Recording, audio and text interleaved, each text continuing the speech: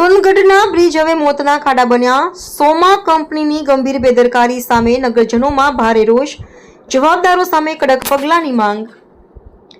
સોનગઢ નગરના જીવનરેખા સમાન બે મુખ્ય બ્રિજ આજે ખાડાઓથી ભરાઈ મોતના કૂવાના દ્રશ્યો સર્જી રહ્યા છે।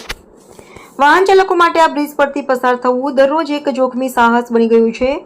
તંત્ર અને નિમણૂકધારી સોમા કંપનીની બેદરકારીના કારણે નગરજનોમાં ભય અને રોષની લાગણી વ્યાપી રહી છે।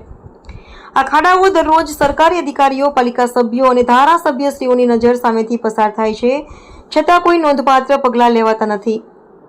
નાગરિકો કહે છે કે જ્યારે મંત્રીશ્રીઓ નગરમાં આવતા હોય ત્યારે એક રાત્રે જ ખાડા ભરાઈ જાય છે, તો આખા વર્ષ માટે કેમ નહીં? શું અમારું જીવન અમૂલ્ય નથી? બ્રિજની હાલત વિશે સ્થાનિક પત્રકારો અને મીડિયા હાઉસીસ દ્વારા વારંવાર લેખો અને વિડીયો રિપોર્ટ રજૂ કરવામાં આવ્યા, છતાં કોઈ કાયદેસર કાર્યવાહી કરવામાં આવી નથી। આથી હવે લોકો ખુલ્લેઆમ શંકા વ્યક્ત કરી રહ્યા છે કે સોમા કંપની અને તંત્ર વચ્ચે મિલીભગત છે।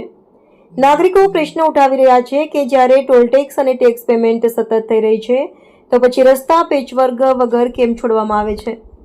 સરકારી જાહેરાતો અને જાહેરાતી વિકસિત નગરના દાવાઓ અહીં પાયમાલ થતા નજરે પડે છે। વિકાસના નારા પોકળ લાગે છે। જો રસ્તા જ સુરક્ષિત ન હોય એવી ચીમકી જનતાએ ઉચ્ચારી છે। હવે જો તંત્રએ આંખ ખોલી નહીં તો ભવિષ્યમાં કોઈ ગંભીર અકસ્માત બાદ પસ્તાવો પણ ઉગાડશો નહીં એવી ચેતવણી સ્થાનિકોએ આપી છે। રિપોર્ટર હાર્દિક જોશી, સોનગઢ। હવે કાકા, આ રસ્તો કેટલા દિવસથી ખરાબ છે? લગભગ મહિનો દોઢ મહિનો જે આ હાલ છે। એક્સિડન્ટ બી એટલા થતા એક્સિડન્ટ રોજ એક બે એક્સિડન્ટ થાય છે। જો મિત્રો, આ કાકાનું કેવું છે, આ કાકા અહીંયા જ રહી છે, કાકા રિક્ષા ચલાવે છે, આ એમનું સ્ટેન્ડ છે, અહીંયા કઈ કેટલાના એક્સિડન્ટો થયા છે, તો પણ તંત્ર હજુ જાગતું નથી। એ સવાલ એ છે કે આવે છે ખાલી ધૂળ નાખીને નીકળી જાય।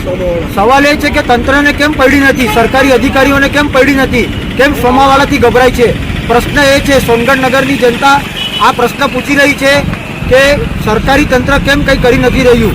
માટે કરીને આવનારા દિવસોમાં કોઈ મોટો બનાવ ન બને એ ધ્યાનમાં રાખીને આ રસ્તાનું કામ તાત્કાલિક ધોરણે કરાવો।